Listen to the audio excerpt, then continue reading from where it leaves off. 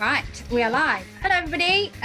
This is our first Gwynedd Writers Live event. We're running all of our Gwynedd Writers events throughout lockdown in aid of FareShare, who are a really great charity fighting to end food poverty by redistributing food that is perfectly usable but would otherwise be chucked away. I'm very excited to welcome Teri Terry today. So I am not going to keep talking.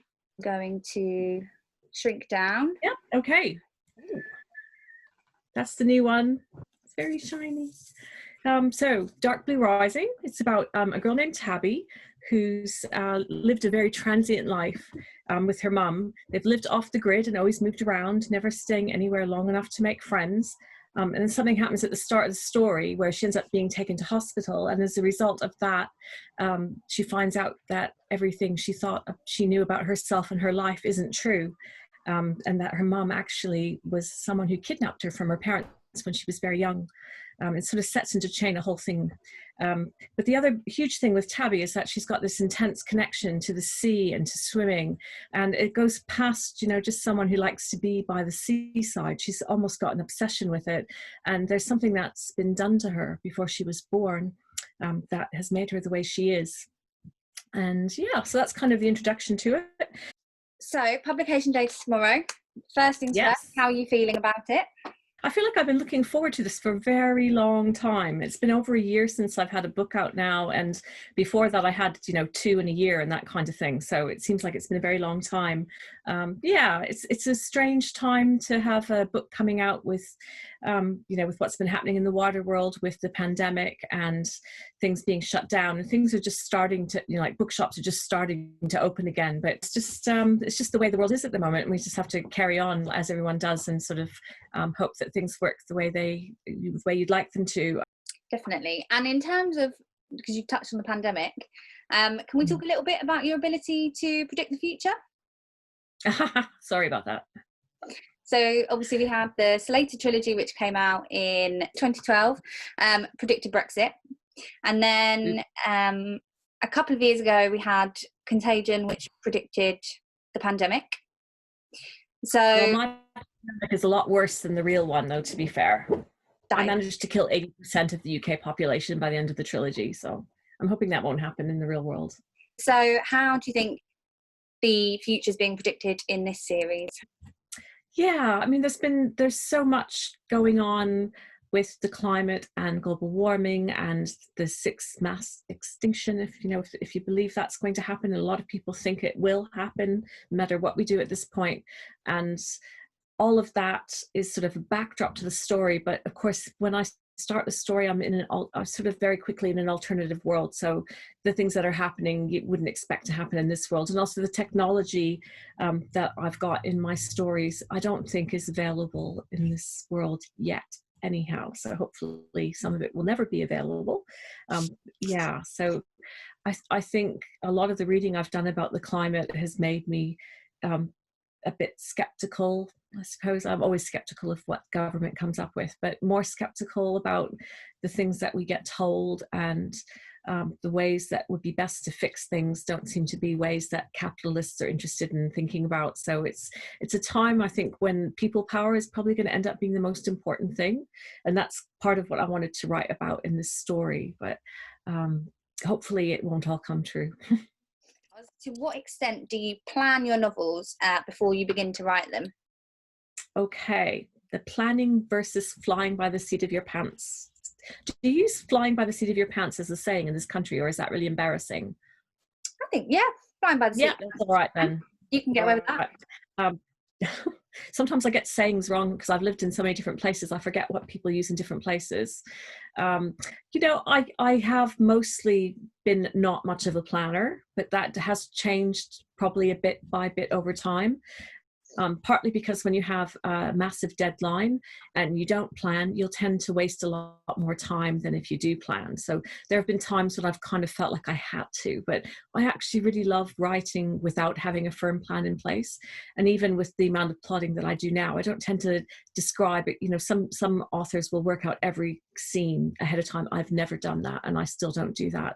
But I do sort of look at the overall shape of things. And when I start writing, I will usually just dive into a character and a scene, and then after a while I'll step back from it and think, how does this fit into something, where is it going, how does it all work, and work all of that out, but not in huge detail. And in terms of how you write, do you have a routine? Are you a creature of habit, or is it when and where you feel like it? I would have, if you'd asked me that a few years ago, I would have said yes, but I seem to have got sort of more flexible about it, because years ago, probably for the first half of the books that I wrote, I always used to get up really early in the morning and write in bed in my pajamas, with a cup of tea, and just start writing as soon as I woke up. And I've just got out of that habit, and I think it's probably a lot to do with the fact that we've got a dog that likes to get walked as soon as you wake up in the morning, so it makes it a bit awkward.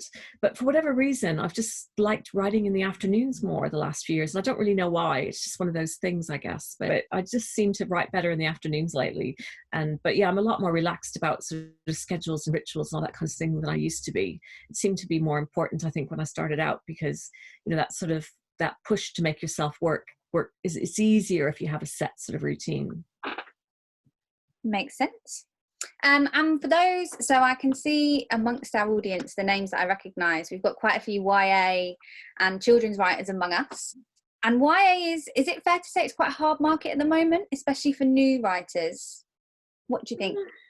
It's so hard to know, because I think that was the feeling for a while, and then a lot more people were writing middle grade, and there were floods of middle grade submissions and not as much YA. And I think it tends to go in cycles all the time, but who knows? These things just go up and down so much. And I think the thing with YA, if there's one huge thing that comes out, that'll tend to just sweep the market around again, and it'll do better again.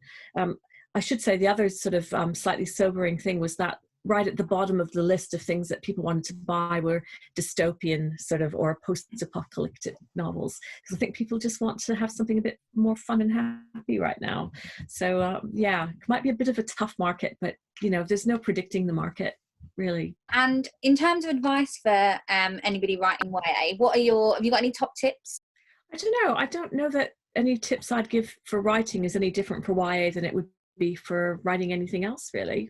Know your market, know your readers, read widely, I suppose. Obviously, I suppose if you write for children or young adults, I would recommend joining the Society of Children's Book Writers and Illustrators, SCBWI. It's a fantastic organization.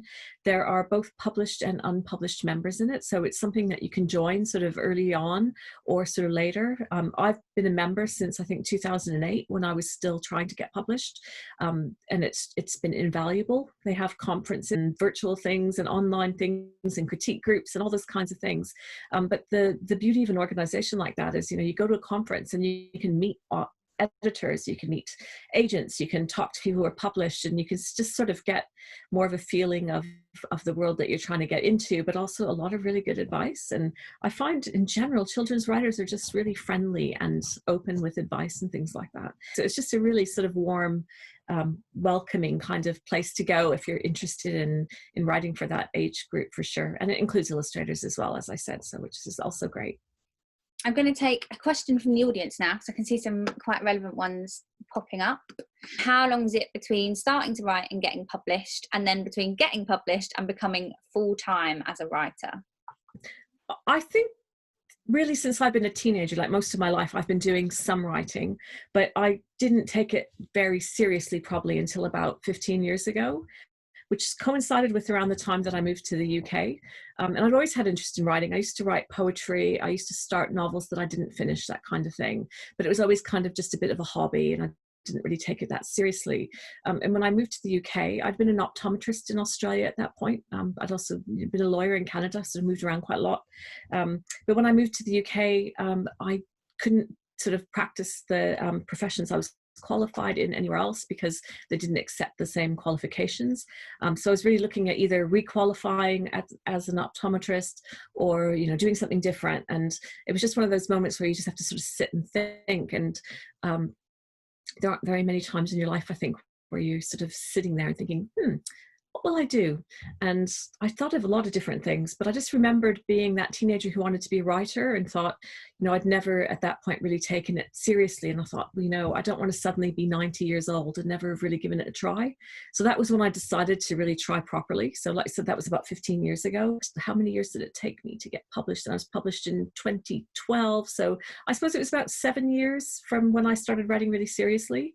At that point, so for the 7 years leading up to then, I was getting up early, writing a chapter longhand in a notebook, usually in bed at that point, going to work, then coming home, and I'd edit it and put it on a computer at the same time, and sort of going through that process. And I submitted a lot of novels, and I tried writing for a lot of different groups. I wrote some adult stuff.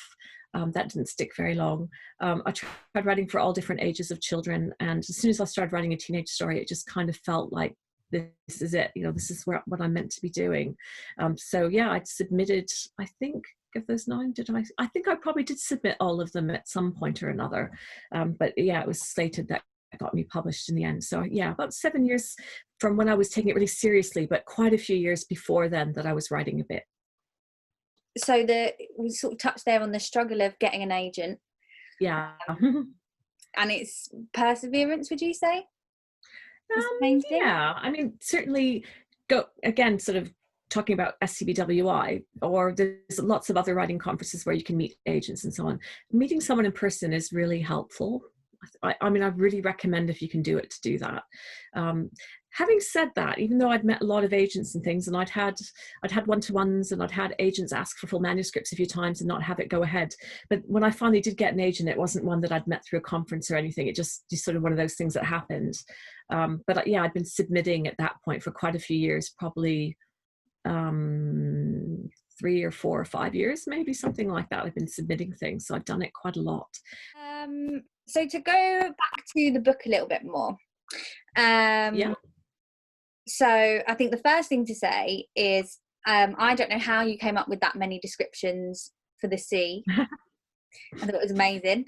So when we first meet Tabby, she's living sort of the antithesis of a normal teenage life. So she's got no technology, she's never been to school.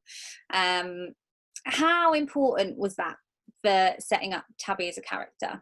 And when did you make that decision that was what she was going to come from? Yeah, I'm not sure exactly. I mean, I think part of the story was because, like, her having been kidnapped and taken away and them sort of living on the run, that was just kind of part of the way it had to be, I think, for that to work, rather than that I decided I wanted the character to be like that. It was probably more a necessity of the plot than anything else. But I guess one thing that I have picked up, spending quite a lot of time talking to teenagers and going to events. There was something that the person who was running a panel event had read that I'd said somewhere, that he picked up, that something about that I'm either an extroverted introvert or an introverted extrovert, which I thought it's very apt, because I have trouble being around people all the time, but then every now and then I'll be incredibly social and then I'll want to retreat again.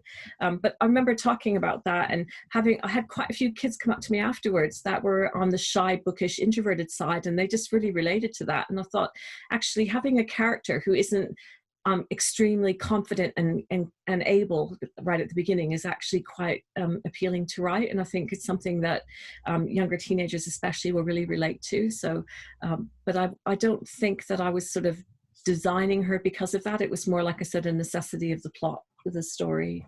And then I got a question that we had in advance from Amy. She wanted to know sort of whether you come up with different characters and their personalities as you're writing, or if you try and have all your characters sort of distinct in your mind in advance.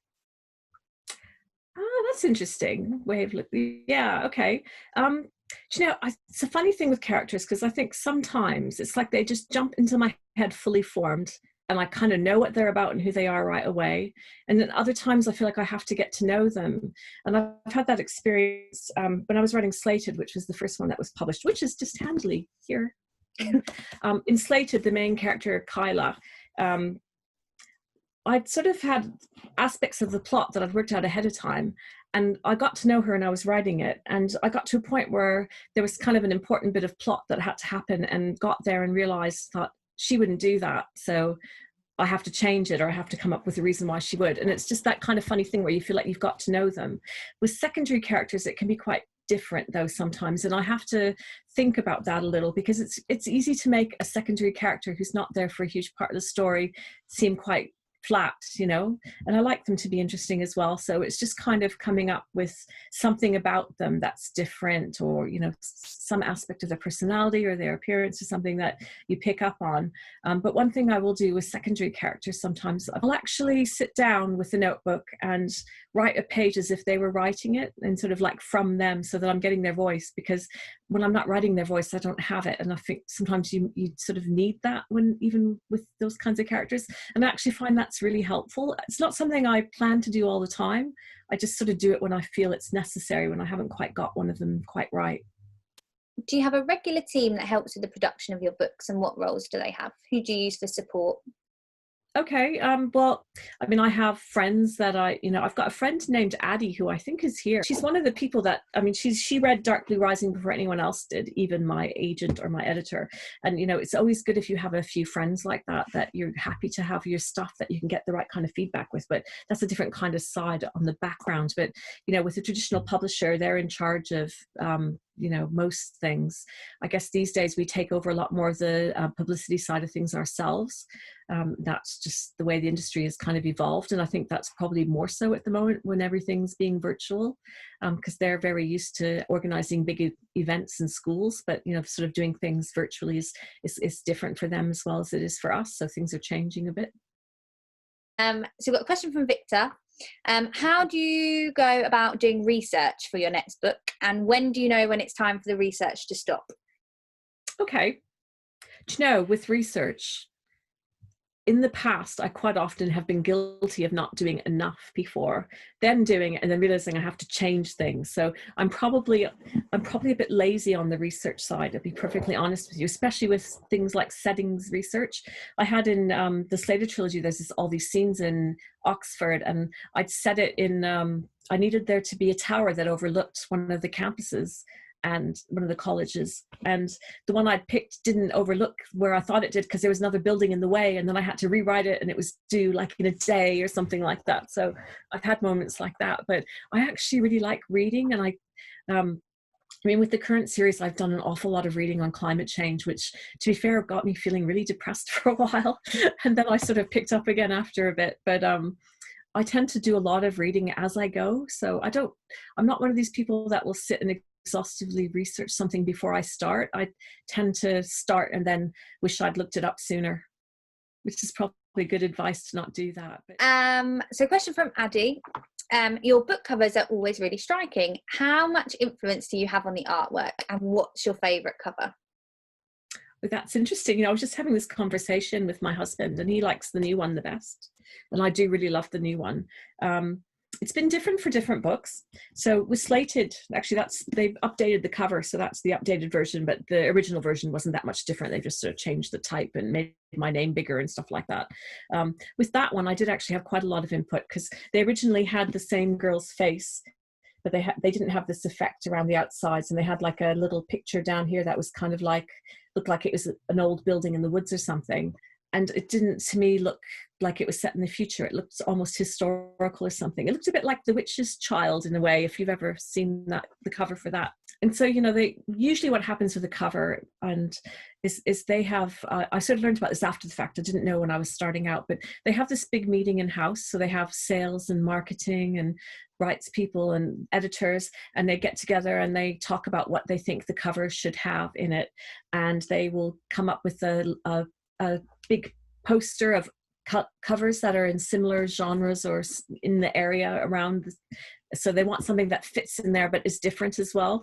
And they'll have big discussions with the designer, and the designer will go away and quite often come up with multiple different ideas, and they'll pick one and they'll work it up, and then they'll show it to the author. So it's really unusual for you to actually be involved before they get to the point where they're almost finished. But with that one, like I said, they did ask my opinion, and we did go back and forth on it. And one of the things they had is they did at that point show me some of the other covers that the designer had come up with, which you don't always get to see. And there was one that had a different girl's face but was in profile, and it had this sort of slating effect all around it. And I liked that effect, and basically what we ended up doing was take that effect from that cover and put it with this face around it, and so that's kind of how it ended up being the way it is. I mean, with Dark Blue Rising, I didn't really have that much input, because as soon as they showed it to me, I loved it. So I wasn't saying I wanted them to change anything, I just loved it. But I didn't, there's a little symbol on here, which might be a bit hard to see on here, but just there, that there's a little alpha helix of DNA that they've added in underneath, which was my idea. It's sort of like just a little bit of a hint about the fact that there's some genetic engineering involved in the story. So they did do that. And, you know, we talked a little bit about the figure of the girl, because originally it didn't really look like a teenager, it looked like a child. So we sort of worked on that. I think I've been pretty lucky overall with my designers, but you know, there's always going to be some you like better than others, I suppose. But probably my favorites, I mean, I think the Slated cover is pretty iconic. I haven't got it with me at the moment. Book of Lies is the one about twins. It's got these two redheads. It's the same face actually split upside down, and that's really striking. And that's definitely in the top 3. And the new one, I'm really loving it. Got a few minutes left, so I'm going to round us off with a quick fire round. Okay. So I think I've got 10 questions, otherwise I can't count. But no hesitation. I'll try. I just want your answer. Ready? Yep. So hardback or paperback? Paperback. Thriller or romance? Thriller. Hero or villain? Villain. Kindle or print? Print. Tea or coffee? Tea. Movies or box sets? Movies. Fantasy or sci-fi? Oh, sci-fi, I guess. Audiobooks or podcasts? I don't actually really listen to either. That's a curveball. Typing or writing by hand? Typing, mostly. And finally, description or dialogue? Dialogue. Now that's interesting, you know, because before you said something about me describing a scene, and I would have said for years, certainly, that for me, describing the way people look or scenery was my absolute weak point. So it was really nice that you said that. Marvellous. So that is the end of my questions. I don't think we've had anything particularly new pop up in the Q&A, so I shall let us all go in a minute. I just wanted to say a massive thank you to everybody who's tuned in, and a reminder that next week on Thursday, we've got Leah Middleton, who's here to talk about landing a publishing deal during lockdown. And just a reminder, so all the money that we've raised from this event is going straight to Fair Share. We've raised a lot more for the charity than we ever hoped during lockdown. So just want to say thank you all very much for your contributions. So Terry, the best place to buy your book we're sort of recommending is the Chiltern Bookshop. We got that right? That's great, because it's my local independent bookseller, so it's great to support them. But they also have signed book plates if you'd like a signed book plate. Marvellous. Yeah, I think that's everything from me. Terry, thank you very much for having me. Thank you. Marvellous. Thanks everybody, and hopefully see you next week.